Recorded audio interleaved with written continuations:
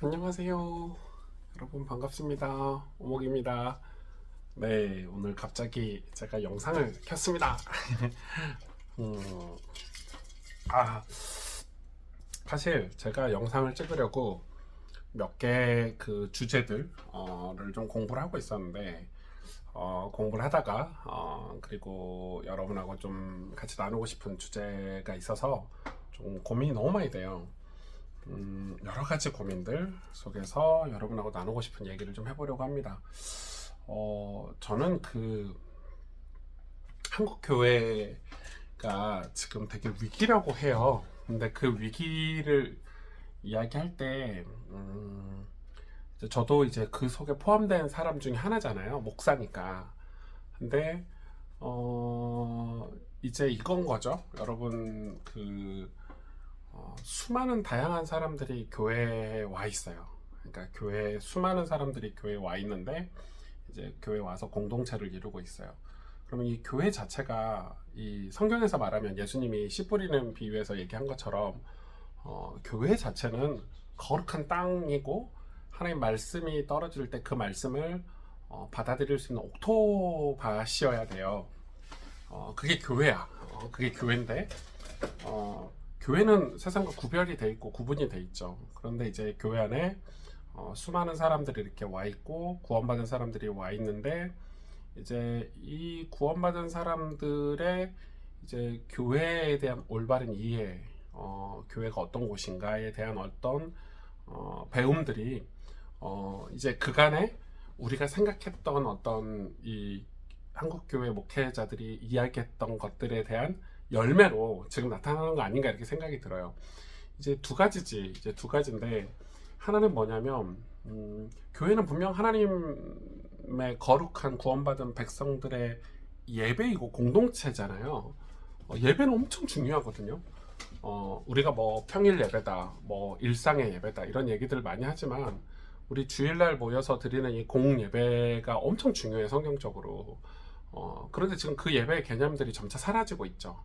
뭐 일상의 예배다, 뭐 삶의 예배다, 뭐 이런 뭐 개인 예배다, 개인주의적으로 드리는 예배다, 뭐 이런 예배들이 막 쏟아져 나오니까.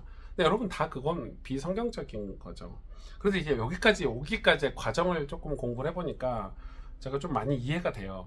이제 예전에는 교회가 이런 이 힘을 잃어버린 여러 가지 이유가 있겠는데 제일 먼저는 저는 목회자들의 그 두 왕국론, 그러니까 뭐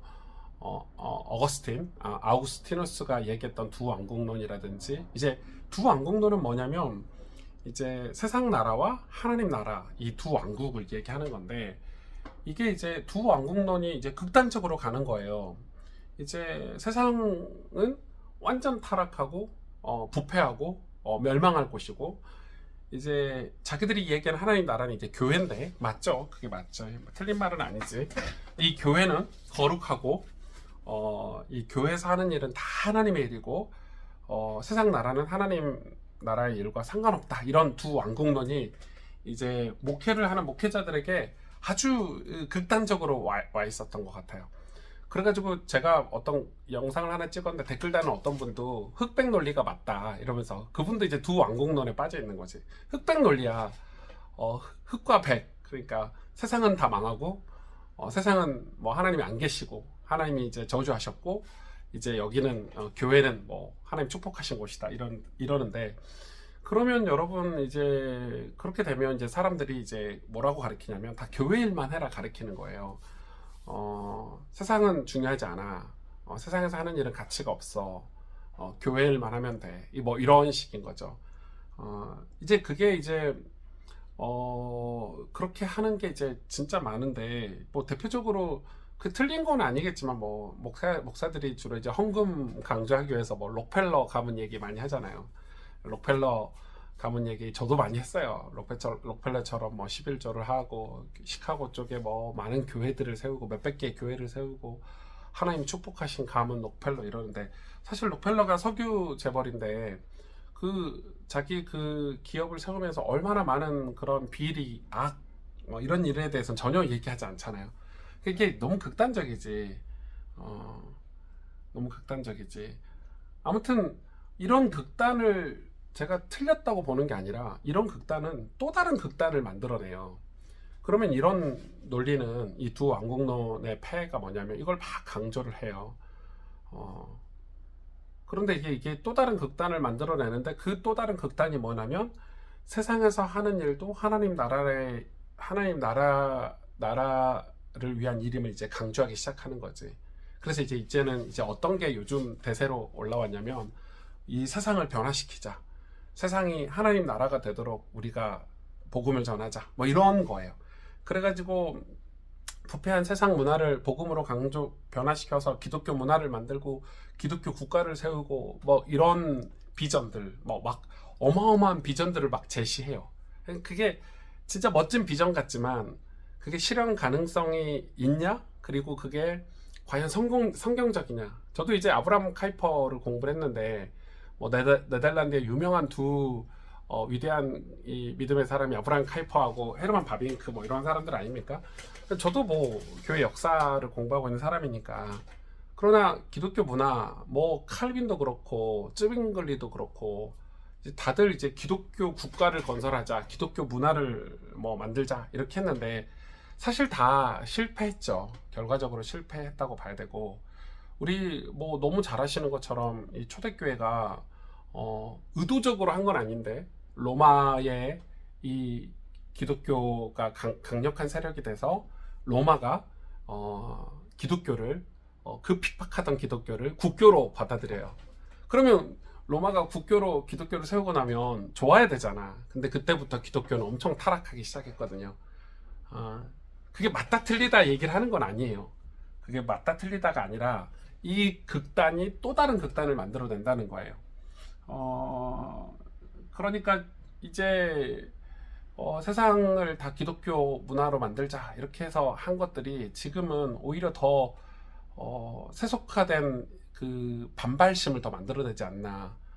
우리가 막 기독교 문화를 만들고 기독교 국가를 만들고 뭐 기독교 뭘 만들어내면 맞아요. 그게 되게 잘해야 되잖아요. 그리고 되게 거기에 있어서 되게 어떤 아름다운 뭔가 나타나야 되는데 반대로 그런 기독교 국가가 기독교 기업이 기독교 문화가 오히려 그 믿지 않는 비신자들에게는 더 반발심을 만들어내서 이제 막 들고 일어나는 그렇게 되는 거죠.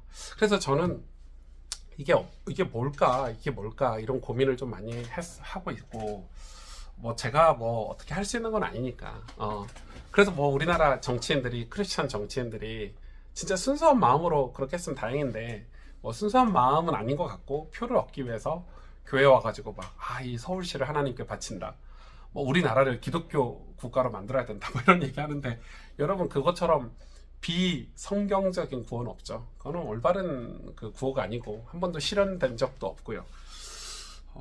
예, 그게 맞나 이렇게 생각이 들어요. 물론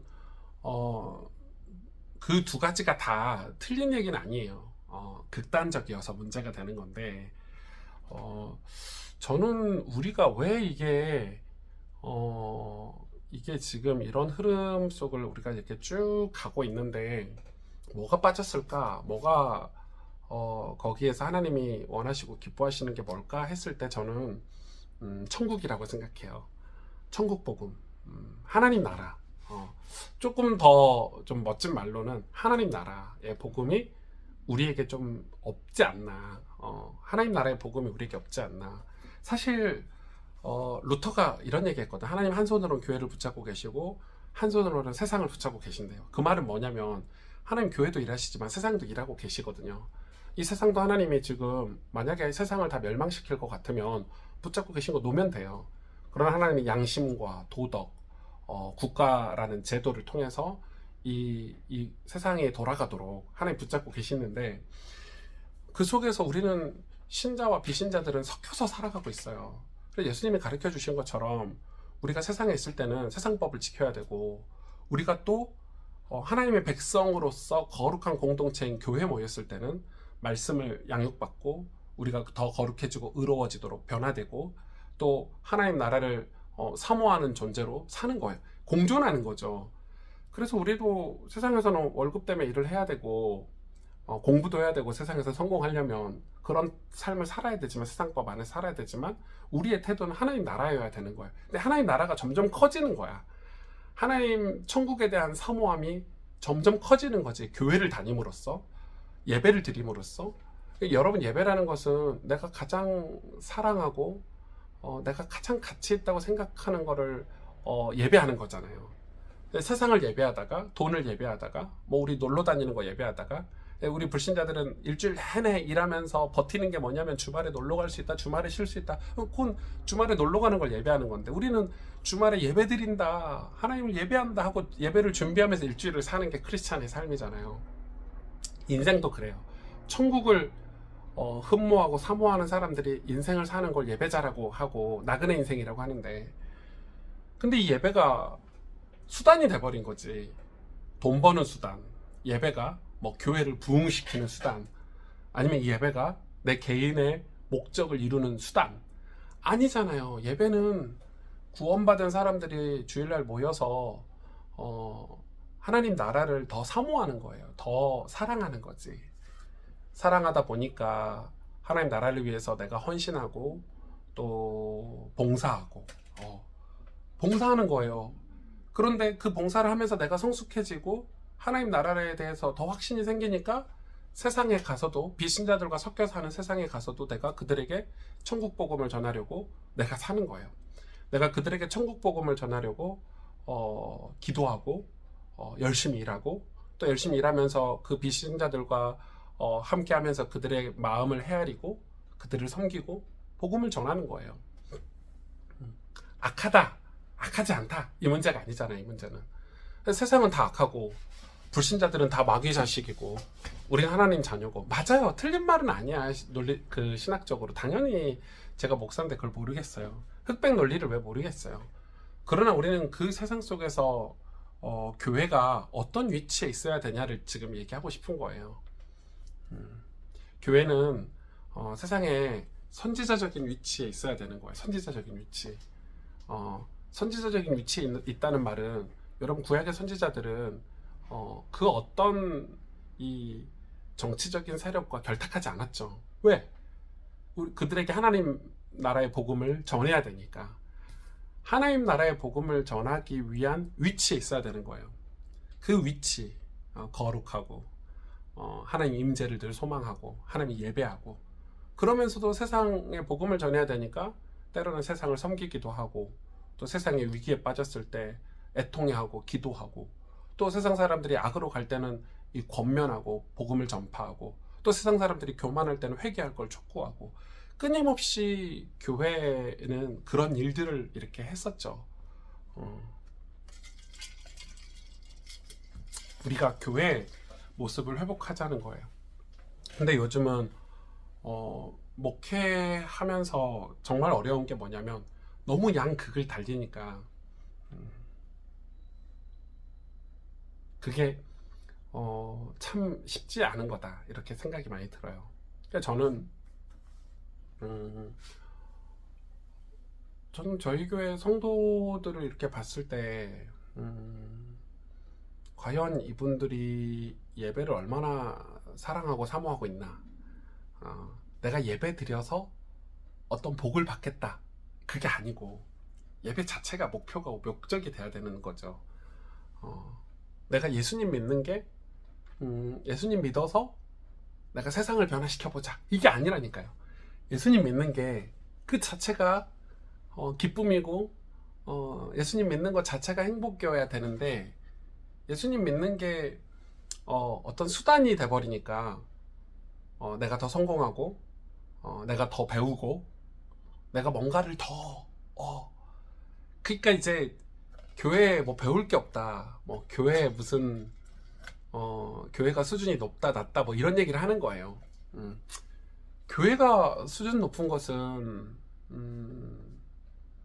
하나님의 백성들이 예배 시간마다 뜨겁게 예배하는 것, 내가 회개하고 내 죄를 회개하고 하나님의 나라를 소망하면서 내가 오늘도 그런 하나님 나라의 백성으로 살기 위해서 뜨겁게 예배하는 것.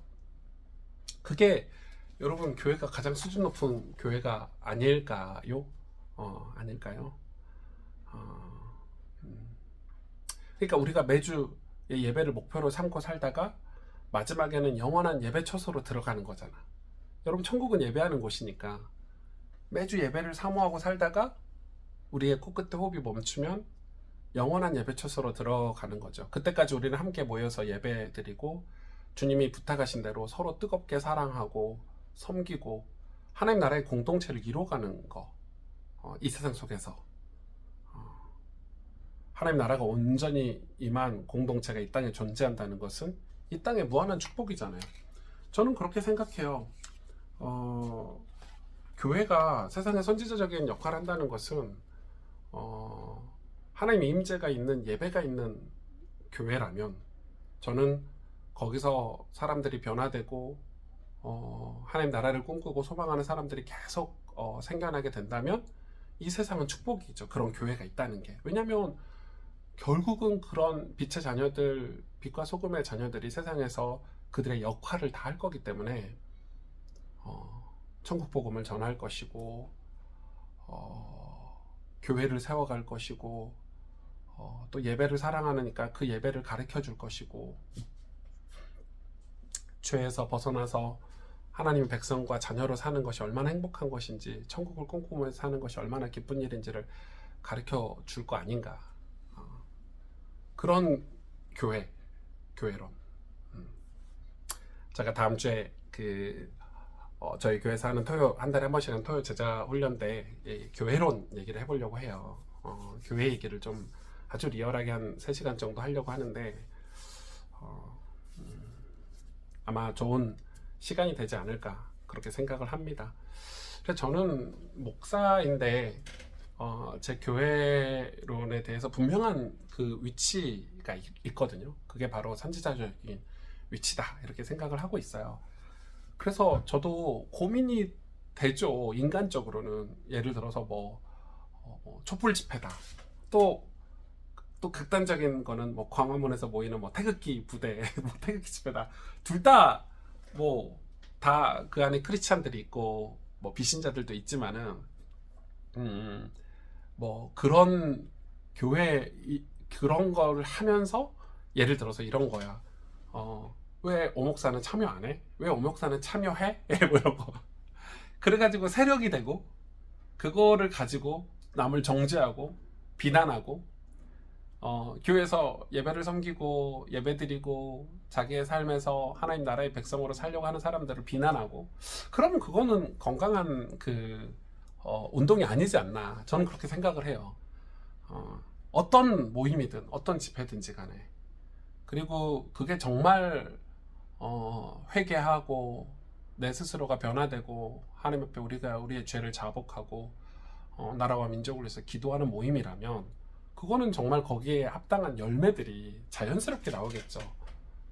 서로 사랑하고 회개하고 그리고 나라를 위해서 가슴에 묻고 우리의 삶에서 정말 눈물로 기도하면서 살아가지 않을까. 그러면 자연스러운 열매들이 나올 거예요. 그러면은 한번 모였을 때 그 열매들이 나오니까 그 다음 모임 때마다 더 선한 역사들이 일어날 건데 그게 저는 초대교회의 방식이었다고 생각을 해요. 그런데 이제 이 교회를 얘기할 때 이 잘못된 교회론, 아주 극단적인 교회론을 가지고 있기 때문에 우리가 뭔가를 이루기 위해서 세력을 만들고 그 뭔가 이루어지지 않으면은 우리 다 죽어버리겠다 이런 식으로 극단적으로 진짠가요? 진심으로 그런가요?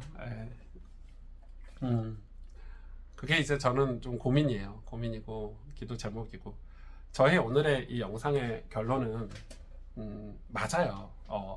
두 왕국론도 맞고 또 세상을 기독교 문화를 만들자, 기독교 국가를 만들자도 맞는데 이게 다 어떻게 역사를 보면서 이런 것들이 흘러왔는지를 역사를 좀 살펴보니까 거기서 우리가 진짜 영적으로 부흥하고 가정이 변화되고 사람들이 회개하고 주 앞에 돌아와서 정말 눈물로 기도하고 나라를 위해서 헌신하고 희생하고 이렇게 살았던 그때를 보면 그때는 다 천국 복음이 있었을 때예요. 그러니까 하나님 나라의 복음이 있었을 때예요.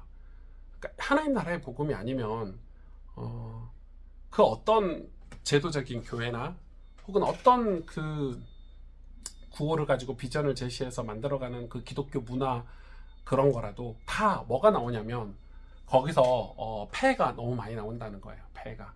저는 잘 모르겠어요. 제가 뭐 훌륭한 신학자도 아니고 그리고 뭐 대형교회 영향력 있는 목회자도 아니라서 제 얘기가 여러분한테 얼마나 공감이 될지 모르겠지만 저는 우리가 진짜 이렇게 성경 하나님 말씀 우리가 믿잖아요. 창조주 하나님, 능력의 하나님, 우리를 구원하신 구원주 하나님, 또 심판주 하나님, 우리가 정말 성경에서 우리에게 이 보여주신 하나님을 믿는 우리가 이 말씀을 가지고 우리가 해야 될 일은 뭐냐? 저는 그건 진짜 예배라고 생각을 해요. 그러니까 이 예배가 안 되면 뭐가 될까? 뭐가 될까? 목사님들도 예배가 안 되는데 많은 사역을 하고 예배가 안 된다는 말은 하나님만을 사랑하는 그 예배, 그 하나님만을 정말 사모하는 그 예배, 그 예배가 안 되고 뭐 사역도 잘하고 집회도 잘하고 그래도 뭐 나중에 막 뉴스 나오잖아요. 뭐 성범죄니 뭐 했니 그러면은 그간 했던 모든 사역이 오히려 반대적인 현상이 일어난다니까. 더 많은 그런 불신자들이 생겨나고 기독교를 혐오하고 그게 의미가 없다는 거예요. 우리가 진짜 예배자가 되지 않으면 우리가 정말 하나님을 예배하는 이 하나님 앞에 엎드려 예배하는 예배자가 되지 않으면 여러분 그런 의미로 제가 지금 성경을 쭉 보고 있는데 성경 속 믿음의 사람들이 하나님 앞에 쓰임받았던 사람들은 전부 다 예배하는 사람들이었잖아요. 하나님 임재를 사모하고 자기가 정말 변화되는 거야. 내가 정말 변화되면 내 가족들이 변화되겠죠. 내가 정말 변화되면 이 세상에서 크게 뭐 세력을 만든다든지 뭐 특별한 뭐 메시지를 하지 않아도 내가 사랑하는 이 하나님을 세상 사람들에게도 알려줄 수 있을 거라고 생각해요. 우리의 삶이나 말이나 언어나 뭘 통해서든지 그게 우리가 가난하든 부자든 상관이 없는 거야. 근데 우리는 부자가 돼야 복음을 잘 전할 수 있다고 얘기하는데 역대 부흥의 때는 그런 적이 없어요. 부자가 돼서 복음을 더 잘 전한 것 같지만 그건 반대적인 폐해도 더 많았다니까. 오히려 기독교가 어렵고 힘들 때 크리스찬들이 진짜 핍박 속에 있고 고난 속에 있을 때 더 간절히 하나님을 찾았고 은혜를 받았고 우와 크리스찬들이 은혜를 받으니까 변화되는 그런 모습들을 보고 더 많은 구원의 역사가 일어났는데 이 세상이 기독교 문화가 되고 기독교 국가가 되는 게 하나님의 목적이 아니고 하나님이 지금 구원 받는 게 목적이잖아요. 하나님 나라가 확장되는 게 목적이잖아요. 그러니까 그 목적에 합당한 우리의 삶이 준비가 되면 그게 우리가 교회가 건강한 거 아닌가. 교회가 건강한 거 아닌가. 요즘처럼 교회가 이 주말에 밀린 적이 없잖아요. 요즘 성도님들은 날씨 좋아서 교회 안 오고 또 날씨가 나빠도 교회 안 오고 뭐 이런 시대 아닌가요? 목회하기가 정말 힘들어요. 또 유튜브로 설교 듣는 시대니까 굳이 교회를 가지 않아도 또 주님의 몸된 교회라는 개념도 없고 배우지도 못했기 때문에 그냥 개인주의적인 예배 형태를 다 띠고 살아가고 있는데 그건 사실 여러분 예배가 아니에요. 그건 다음 주에 제가 저희 교회에서 교회론을 얘기할 때 나누겠지만은 정말 교회는 맞아요. 교회는 평일 예배도 중요하고 내 가정 예배도 중요하고 내가 혼자서 하나님과 교제하는 내 일상의 예배도 중요하지만 사실 우리가 모여서 드리는 이 거룩한 공예배가 성경이 말하는 예배 중에 하나예요. 우리가 거기서 모여서 서로 떡을 떼고 교제하고 양육받고 말씀으로 양육받고 내가 변화되고 그래서 내가 변화되고 하나님을 사랑하는 만큼 주님의 몸된 교회인 우리 지체들을 서로 사랑하고 그러면서 이 이 역사들이 일어나야 세상의 교회가 이 세상에 복음을 전할 수 있는 교회가 될 수 있지 않나. 좀 어렵지만 오늘 좀 내용이 길기도 하네요. 어렵지만 제가 여러분하고 지금 공부하다가 다음 주 교회론 강의 공부하다가 이 좀 나누고 싶은 게 있어서 여러분하고 좀 나누는 건데 아무튼 네. 그래서 여러분 예배는 수단이 돼서는 안 돼요.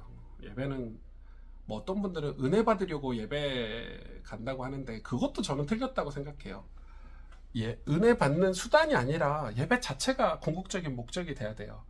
하나님을 예배한다는 것은 하나님을 가장 사랑하고 가장 원한다는 거예요. 예배는 목적이잖아요. 목표고 하나님을 예배하는 것 그것 자체가 목적이 돼야 돼. 그래서 여러분 주일 예배가 여러분 일주일의 목표가 되고 목적이 돼야 되고 그러면 여러분의 일주일은 예배를 준비하는 삶을 사는 거예요. 이렇게 살다가 우리가 나중에 궁극적인 목적인 이 영원한 예배 처소인 천국으로 가게 되는 건데 여러분 요즘 교회가 위기라고 하는데 기독교 문화가 없어서 위기가 아니고 또 교회가 뭐 돈이 없거나 대형 교회가 아니어서 위기도 아니잖아요, 솔직히.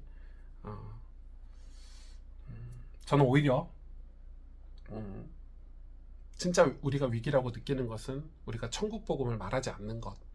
그래서 저는 천국 복음을 말하지 않는 말하는 걸 뭐 경계해라, 이단이다, 수준 낮다 이렇게 얘기하는데 오히려 그렇게 말하는 그 사람이 이단이 아닌가. 그렇게 말하는 그 사람을 가장 경계하고 살면 여러분 신앙생활 잘할 수 있다. 저는 그렇게 생각합니다. 여러분 안녕. 네.